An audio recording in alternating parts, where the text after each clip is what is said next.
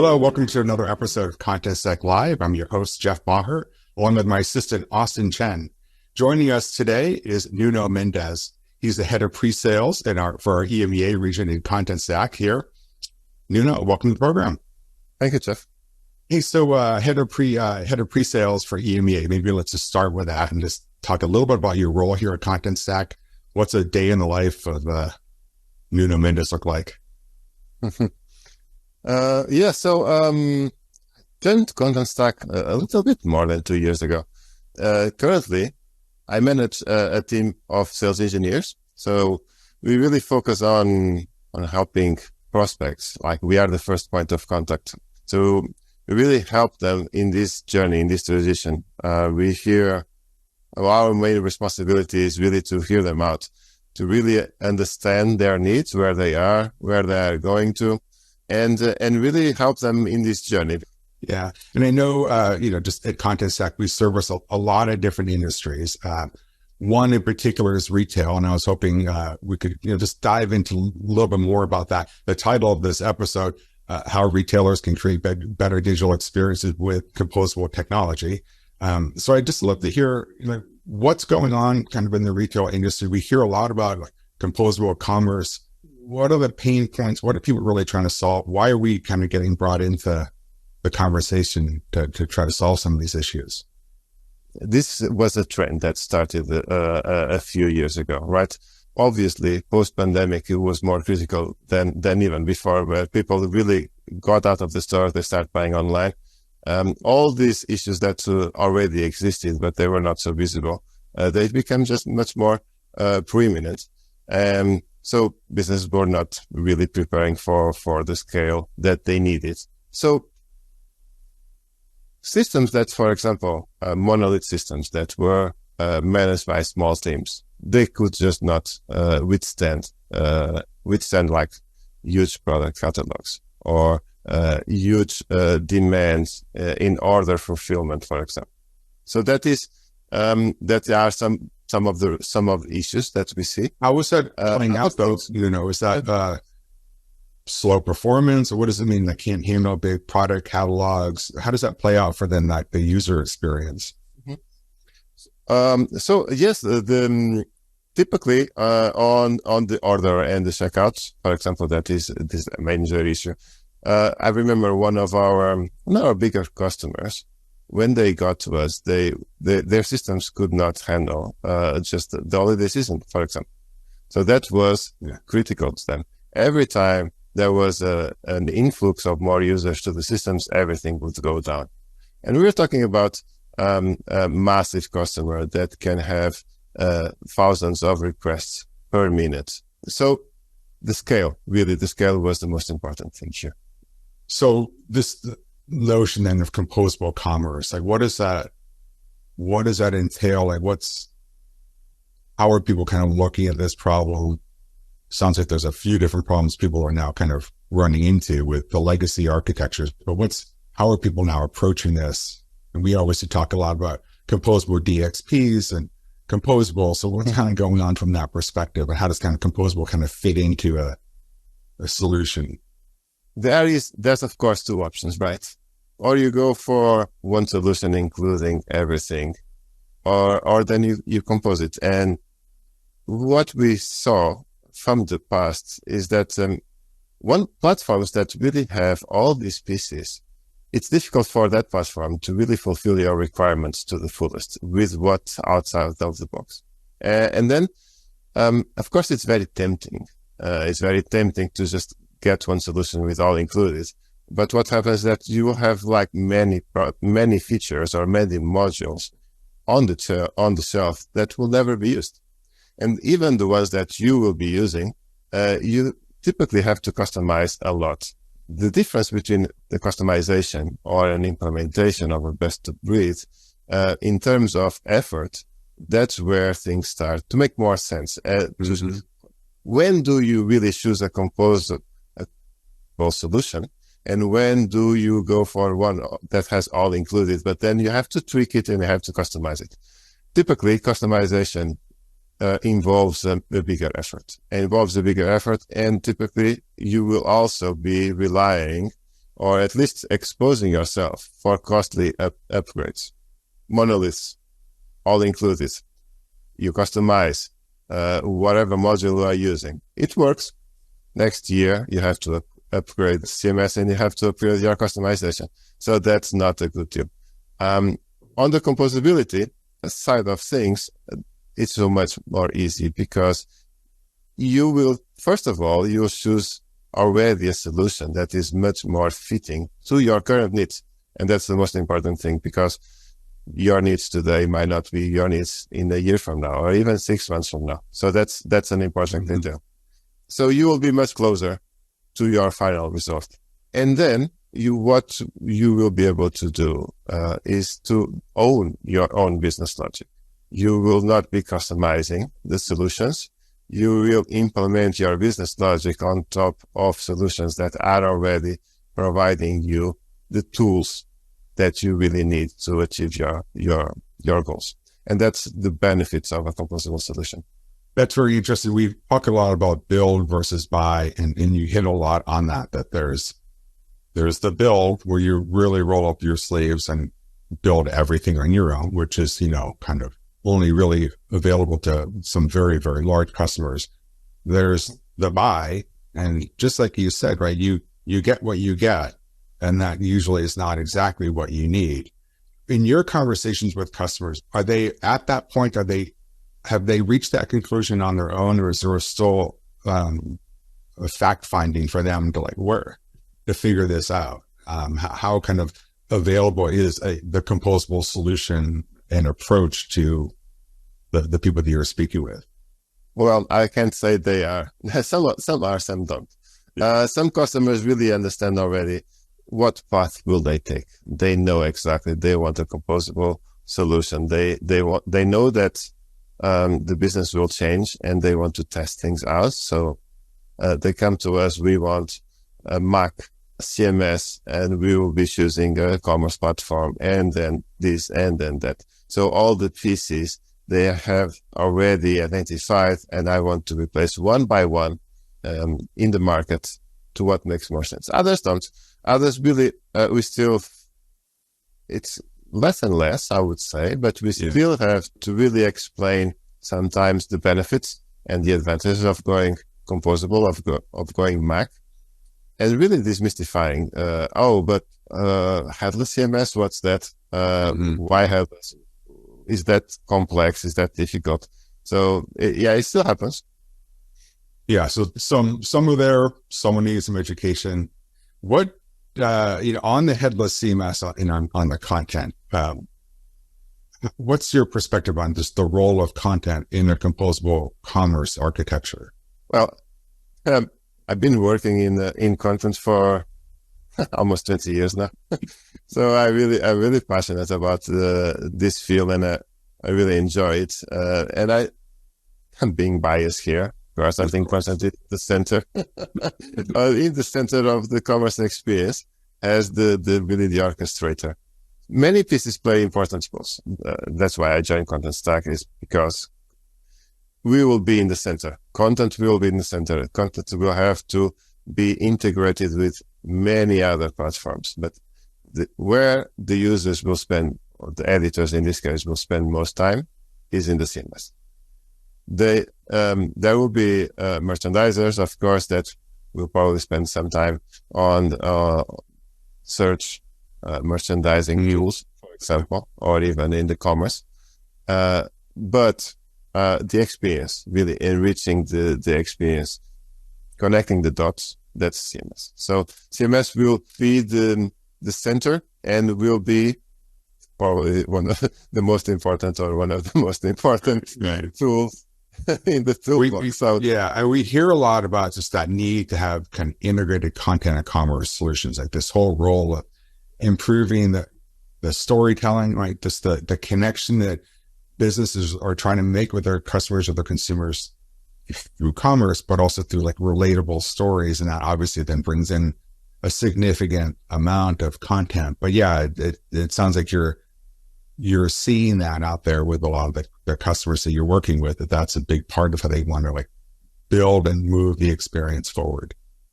So one interesting thing is, the commerce platforms out there, the most popular ones on the Mac space, they are pure API based. The interfaces sometimes they are not even that evolved because they really rely on other systems that they provide the service, which is very important. That's why they are so popular and so accepted in the market. But it's not really around the interface. So, I mean, developers will really enjoy having all these APIs really well built and really powerful. But where will the marketeers and the merchandisers stay? Not there, that's for sure. They will need the CMS to be orchestrating this, all this content and all these products. Yeah, and it's maybe pick up on the orchestration, right? Can already get a sense, that there's a lot of moving parts, not maybe all visible. And you were just hinted at, some of your examples that the scale can be mind-boggling. Talk to me about just like how manual or automated, I know we talk about Automation Hub. We've had Christina on one of our episodes, but just where are people coming from in terms of like how manual has the experience been? Where are we taking it? Where are people wanting to go with automating this whole experience? One of the most important things is really to have all these tools working together, right? And if you want to scale as a business, you have to automate and have a process that does not rely too much on the human factor. That's the reality. Yeah. So things like very simple things, that day-to-day things where you want to publish or just to launch a new product, to make changes to a product, things that can span through several systems. You can start on the commerce platform or on your PIM that has the product information, has stock information, and so on. So that product needs to be kept up to date and will change frequently eventually. But then you have content enrichment around that product that resides on the CMS. And then you have a search tool that will keep your search up to date, and it will probably give you also some merchandising that can have your product which curated to the most relevant search terms. You can even have digital asset management, where you have assets around the product. So these are quite a lot of systems to really coordinate. And if you want to make a change to that specific product because is a new product and you want to launch it, you want to be sure that you have clicked all the buttons, right? That everything is going live at the same time. You don't want to be missing on anything or having a mail from your manager saying, "Oh, why is this product not up to date?" Yeah. So that's where automation really plays an important role, and we are quite unique there. First of all, there's no other CMS in this space that provides a tool to automate in a low-code or no-code way any system like we do. So what does that really mean? So automation is a process, a workflow creation tool. And the example that I was just explaining before, launching a new product, launching a campaign that has a few products, all that can be automated with Automation Hub. Automation Hub will be able to, as you click one button in one system, cascade or ripple through all the systems and triggering publishing or unpublishing or changes or any other process that you have, and have all that being reflected in one go. So you click publishing on the CMS, or you click publishing on your PIM, and you have your assets up to date, you have your search up to date, you have everything online at the same time. You can even schedule things. So it's really orchestrating and coordinating all the tools in one single platform, and that without typing any code or without having to even think about how to maintain it later, or where to store passwords, where to store authentication, or that all those low-level things that when you are thinking business should not be worried about, we'll take care of it, we'll encapsulate it, and we'll be able to deliver it in one single tool, in one. Is that the world that you feel a lot of our customers or prospects are coming from, that they've figured out a way to do it one way or the other, but just don't touch it because it'll break, or not at all. Yes. or not at all, right? No, usually that stays in, processes like this will stay in, I don't know, a Word document or something written down, or in someone's head. Most of the times it's someone's head, and then it gets lost. Yeah. So, I need to publish something. You have to talk to this person. That's how to click all the buttons. Yeah. Yeah. So, so only more mature companies have this orchestration, but they are done through code. So they are kind of stopped in time or difficult to move. So that's usually, but still people still, I think that's what, that still makes people a bit concerned, is that with Composable, you really need to orchestrate these things because you have different systems, different sources of truth. And our position is really to simplify all this and to standardize on a process and to be able to connect the dots. So we are uniquely positioned to really solve this problem. That's a really good point. Yeah, because I think there's certainly an understanding and a comfort that customers are working what they're coming from. They may have various shortcomings. Going to headless, though, right, introduces a lot of other things that they might have not had to consider before, which is like, how do these things kind of all come together? And yeah, I think this is an interesting, as customers move towards Composable and they peel that back and they kind of understand and kind of what they're getting into, they start to appreciate some of obviously the experience that, people like yourself have, and then the technologies that we're providing that are in a direct response to these things that will like manifest themselves as you kind of go down this path. But the Automation Hub, it would be great, I think, as maybe have you come back on another episode and take us through like a use case around that, because I think that it brings to life a lot of just how many moving parts, and we haven't really even kind of introduced the scale. If that's just the example of adding one product and updating one product, across what different currencies and languages, but imagine an entire product catalog that can, and then the fact that could all be sitting in one person's head for how this is, it's not going to scale into the future. For sure. I think it would be great to walk you through some of these use cases. Another one that is very common is the reactivity, reacting to an event that you are maybe expecting or maybe not expecting, because that's also not only acting. So the orchestrating based on an action that is performed by someone within your organization, but also reacting to something that externally happened. Like, for example, in fulfillment, if your stock is low on a specific product that is on a campaign, how do you react to that? Because you don't want anyone like checking how his stock, how his fulfillment going, right? So the reaction is also another aspect of it. So that's many use cases on Automation Hub, and I'll be happy to walk you through it. Yeah, that's an interesting one where you obviously don't want people going down a path where their product is out of stock or your size isn't there, right? And then you're wasting dollars moving people in the wrong direction. But those things, having your system to, I was going to say anticipate, but to actually know that, to then correct and redirect. And how would I steer that consumer or customer to another choice? Or, it's all sorts of things, right, that you can do kind of from there. If the systems are tied together, if that knowledge or information and data can move from the various systems. Exactly.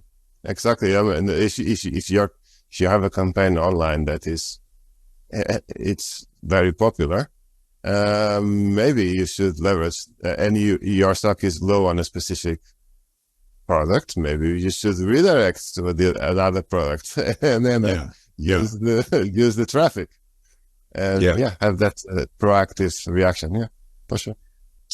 I have a question though, in terms of just those that are going down this path for Composable, like what's the journey? When do they start to see some benefits from, or how quickly can they start to do some things which will translate into a measurable difference or benefit?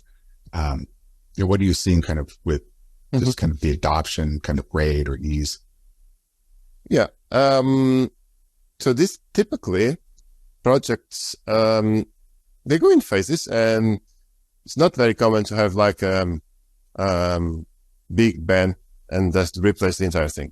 We're talking about a lot of the revenue, like sometimes the main revenue stream of a company. So you don't want this to any disturbances there. So they start small and they replace one page or another. Maybe they start with a homepage, whatever is more critical to them. Sometimes I would say sometimes it's the most critical one, sometimes because something is not working. Other times is something that is de-risked. Okay, let's just start with something that's not very visible, test it out, learn, and then move from there. So you see both. In a situation like that, where you have a phased rollout, you can really see pages going live in a matter of weeks. Mm-hmm. Easily in a matter of weeks. Full end-to-end e-commerce websites, we have seen them going live in like 3 months.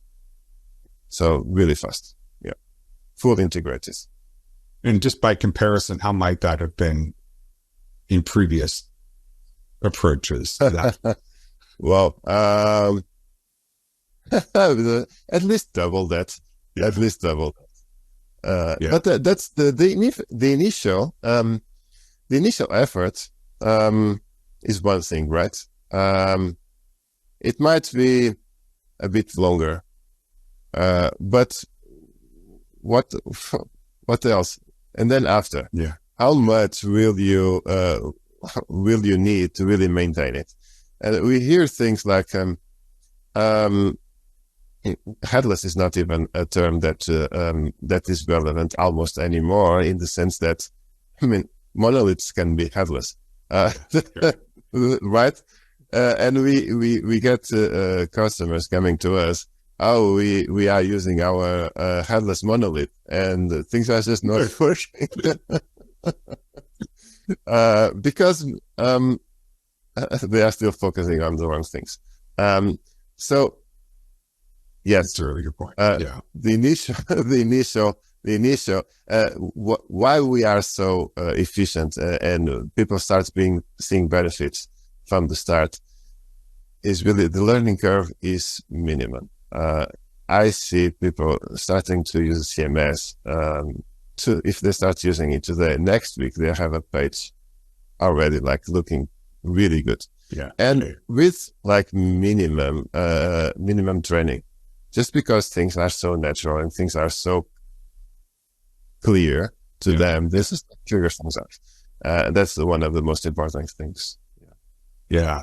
Well, and I think just to pick up on your earlier point too, that the answer isn't just headless, right? That you kind of, all of what you painted here it's really an architectural approach, right? And you can buy something that might have headless involved or in that mix, but you're still buying a whole lot more. It's really the architecture that you're getting yourself into. And it's that moving the architectural control from the vendor to yourself and having you be more in kind of control of that.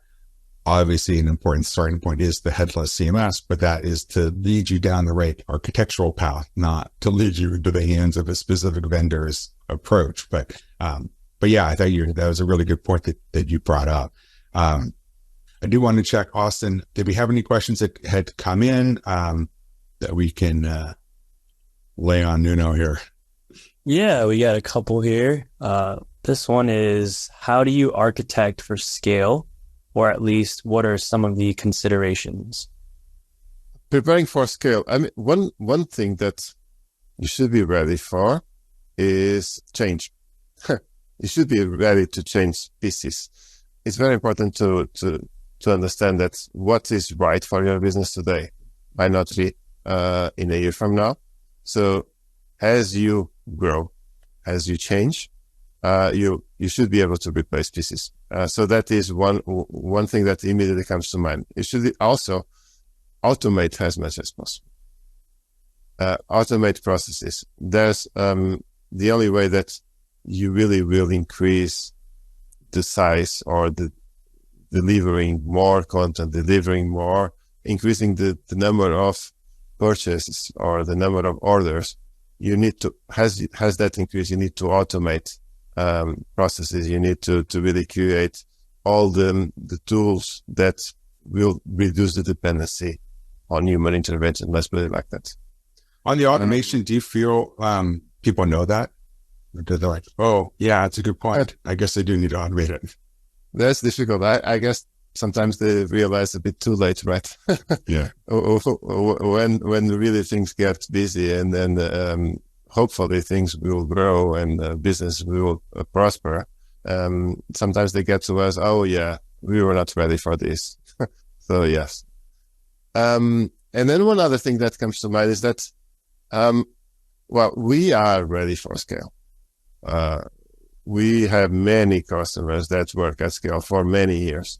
That's our business. That's what we do very well. So that makes me think like, let experts be experts really, and like focus on your business and let us take care of the delivering as a service, the software that really helps you, scale and grow.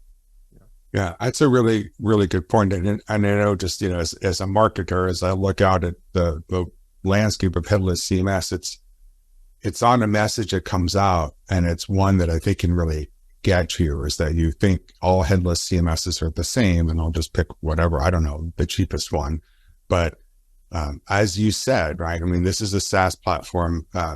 Our customers are really banging on our system in a really big way, perhaps maybe like an order of magnitude from what some of the competitors are experiencing. And like you said, pick the technologies you want, trust those vendors that they're going to do the right thing. Let experts be experts. You do your thing. But yeah, I mean, that's not to say that we've got it covered and don't worry about it, but you will definitely want to make sure that the vendors you pick can scale with you and scale with your business. And there's a lot there, and you want to make sure that, like you said, experts be experts. Let the people who need to solve for that. That's a really good point. That's to your previous question. Usually that's one of the things that we hear a lot. It's like the business is growing. It could grow more if we actually were focusing on our business, because sometimes we are focusing on upgrading systems, taking care of things that are not our core business. So it's really like, we will take care of that. That's what we do. That's a really good point. Austin, did you have another question for Nuno? Yeah. This one is, with a composable architecture, seems like a lot of moving parts. What guidance do you provide retailers in terms of security? One thing that immediately comes to mind is, if you want to secure your real estate, how many doors do you want to put between the real estate and the real world, in the outside world? Yeah. One door or many doors? With a monolith solution, you clearly only have one door. If someone passes that door, has access to everything. Mm-hmm. On a composable architecture, you have many doors. So even if you are a target of a security attack or a security breach, if someone passes through one door, you have like 5 more doors in front of you. So just as an architecture that is proven to be much more secure, because each system has its own security built in. And there's firewalls between the modules then, right? Exactly. So it's not only one point of failure, it's multiple points of failure, let's put it like that. So has an architectural principle, is more secure. Then another thing that comes to mind immediately is that security by obscurity usually is not a good solution. What we hear most of the times of security breaches are from systems that are maintained internally by the companies. that maybe nobody knows they are there until someone actually knows. And then when someone knows, Too late. they are targets. Yeah. Our systems, they are 24/7 online. Our systems has a MACH or a SaaS software provider. We are being probed constantly. We are being tested constantly. We have all the controls in place to be secure. So if you have to choose the most secure system out there, don't go for on-premise, because usually you will want to react as fast as we do. You won't be as ready as we are to really the modern times, let's put it like that, in terms of security. Yeah. Wow. So it could be painted a really challenging picture for where people are coming from. It's like a potentially kind of manual environment. There, some stuff is on people's heads. The security policies are in someone else's head, or just sort of understood. Yeah. And I could see, right, for where people want to go, right? Just, I need a scalable system. I need a secure system. I need to move as quickly as I need to adapt in the market. And you can just see from that's, that the pain points are piling up. Absolutely. It is, how fast will you apply security hotfixes in your infrastructure, right? That's a question that you should ask yourself. How quickly will you know that there is a security vulnerability in the first place, right? How do you need, like, how long has that been persisting? And then do you have a patch? Can you patch it? Do you have the personnel to do? I mean, it's right. There's a lot of things, right, that then just kind of fall apart just to patch that. And just one other thing that that would be good to really think about, and that's something that we see in the market, and is that there's no customer that starts working with us without really doing due diligence and having a very detailed security assessment run by us, so that we have answered many security assessments, very detailed ones, and we really pass them with 5 stars, most of them. And that's really one thing that you should be always doing after selecting or while selecting a new system. Like, do due diligence and really check on security where your companies are. That's a great call out. We actually had Pete Larson on an earlier episode talking about the technical services organization. A lot of what we talked about was really the enablement services and the architectural work that we help customers with, kind of leading up to a deployment. But this is really, it's a really important point to make, that our assessment includes also the security aspects. So you really are covered. And I think that's good, that we're not just having in our conversation with the customers, not just having you understand just the architecture, but the implications of the architecture and how you can operationalize it, scale it, secure it, make it available, like all of those things. Absolutely. So that concludes this episode. Nuno, thank you so much for joining us. We do have in the release the episode notes, right? Show notes, contact information, so you can for sure reach out to Nuno. Additional resources, we'll make sure that they're available there. But to everyone out there, you'll see you next time, all right? Thank you very much. Be sure to check out the show notes for relevant links and content. To learn even more about the power of going composable, head to contentstack.com.